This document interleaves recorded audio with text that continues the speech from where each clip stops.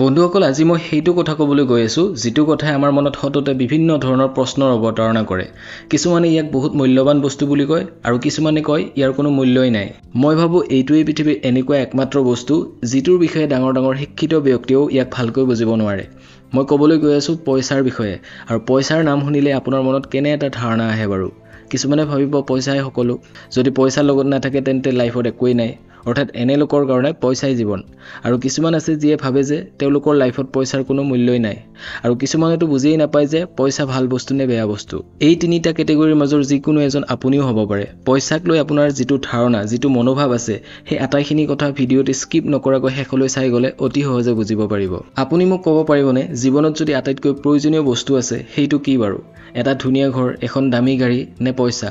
মই কম যে ইয়াৰে মাজৰ এটাও নহয় যিকোনো এজন ব্যক্তিৰ জীৱনত আটাইতকৈ প্ৰয়োজনীয় বস্তুবিধ হ'ল সুখ আমি জীৱনত ডাঙৰ ডাঙৰ সমস্যা আহিলে সেইবোৰৰ সমাধান কৰিবলৈ বিচাৰো সকলো সমস্যাৰ পৰা দূৰত থাকিব বিচাৰো কিয় কাৰণ যাতে আমি জীৱনত সুখ পাওঁ তেনেহলে যদি সুখেই সকলো যদি সুখৰে প্ৰয়োজন তেনেহলে পইচাৰ কিয় প্ৰয়োজন পইচা কিয় লাগে পইচাৰ দেখোন কোনো মূল্যই নাই তথাপিও মানুহে পইচা কিয় বিচাৰে কাৰণ পইচা আৰু সুখৰ মাজত এটা গভীৰ সম্পৰ্ক আছে যেটো আমি ভিডিঅ'টিৰ শেষত বুজিবলৈ সক্ষম হ'ম বন্ধুসকল জীৱনত পইচাৰ বহুত প্ৰয়োজন কিন্তু আমি পইচা দি সুখ কিনিব নোৱাৰো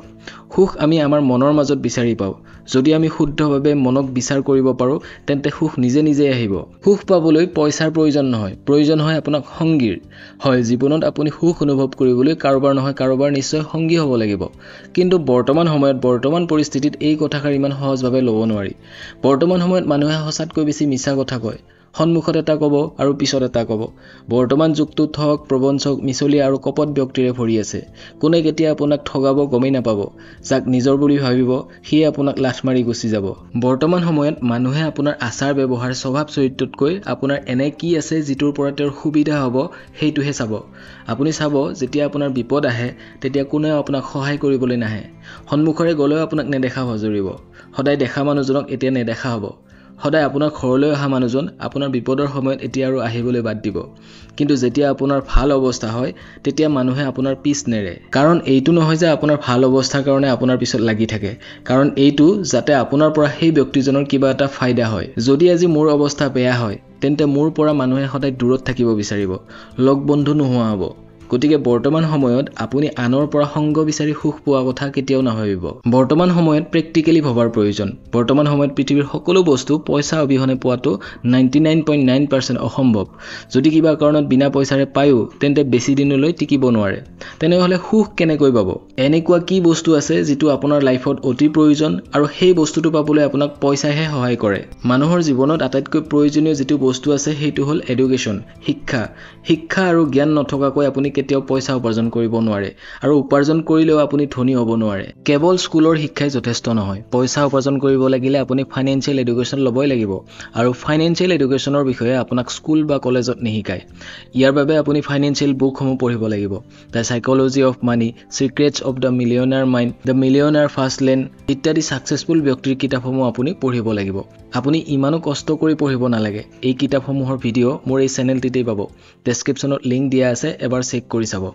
আপুনি জানেনে এই পৃথিৱীত যিসকল ধনী ব্যক্তি আছে তেওঁলোক সদায় কিয় ধনী হৈ গৈ থাকে আৰু যিসকল দুখীয়া ব্যক্তি আছে তেওঁলোক সদায় আৰু বেছি দুখীয়া কিয় হয় কাৰণ দুখীয়াসকলক বহুত বস্তুৰ প্ৰয়োজন কিন্তু লগত পইচা নাথাকে যিমান পালেও নাতে দুখীয়াসকলে শিক্ষা গ্ৰহণটো কৰে কিন্তু টকা পইচাৰ বিষয়ে কোনো ধৰণৰ শিক্ষা ল'ব নিবিচাৰে তেওঁলোকৰ ফাইনান্সিয়েল নলেজ একেবাৰেই নাথাকে আৰু সেই কাৰণে দুখীয়াসকল সদায় দুখীয়া হৈ থাকে পইচাৰ সৰ্বাধিক প্ৰয়োজন তেতিয়া হয় যেতিয়া আপোনাৰ বেমাৰ হয় যেতিয়া আপোনাৰ স্বাস্থ্য বেয়া হয় ডাক্তৰৰ ওচৰত যাব লাগে তেতিয়া পইচাৰ ভ্যালু বুজি পায় আৰু এটা অসুস্থ শৰীৰেৰে আপুনি কেতিয়াও পইচা উপাৰ্জন কৰিব নোৱাৰে কাম কৰিব নোৱাৰে ভাল চিন্তা কৰিব নোৱাৰে আৰু তেতিয়া আপুনি সুখৰ কথা সপোনতো ভাবিব নোৱাৰে পইচাৰ অবিহনে পিন্ধা কাপোৰজোৰো নাপাব দুখাজ খাবলৈও ভালকৈ নাপাব থাকিবলৈ এটা ঘৰো নাথাকিব সকলোৱে জীৱনত বহুত কিবা কিবি সপোন দেখে এজন ডেকা লৰাই সদায় এটা চাকৰিৰ কথা ভাবে স্কুলত পঢ়ি থকা ছাত্ৰই ভৱিষ্যতে ভাল এখন কলেজত পঢ়িবলৈ সপোন দেখে মা দেউতাই নিজৰ ল'ৰা ছোৱালীৰ প্ৰতিটো আশা পূৰণ কৰিবলৈ সপোন দেখে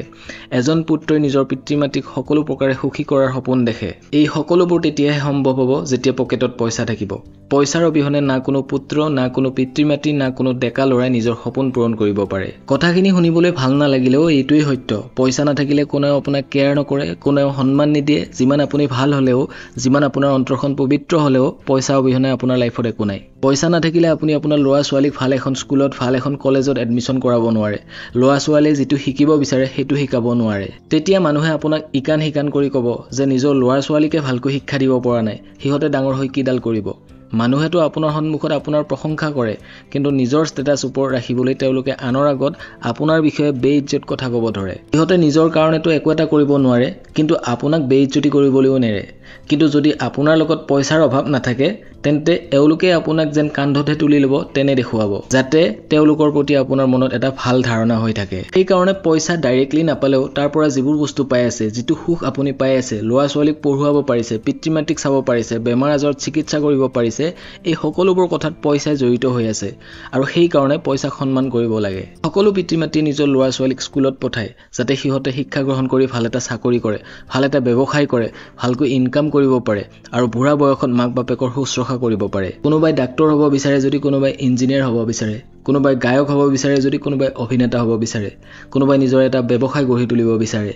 এই সকলোবোৰৰে এটাই উদ্দেশ্য, আৰু সেইটো হ'ল পইচা। ইনডাইৰেক্টলি সকলোৱে কিবা নহয় কিবা প্ৰকাৰে পইচা ইনকাম কৰিব বিচাৰে, আৰু তেতিয়াহে আপুনি সুখ অনুভৱ কৰে। আপোনাৰ জীৱনত সুখ শান্তিও ইনডাইৰেক্টলি পইচাই নিৰ্ধাৰণ কৰে, আৰু সেইকাৰণে পইচাই জীৱনৰ এটা অবিচ্ছেদ্য অংগ।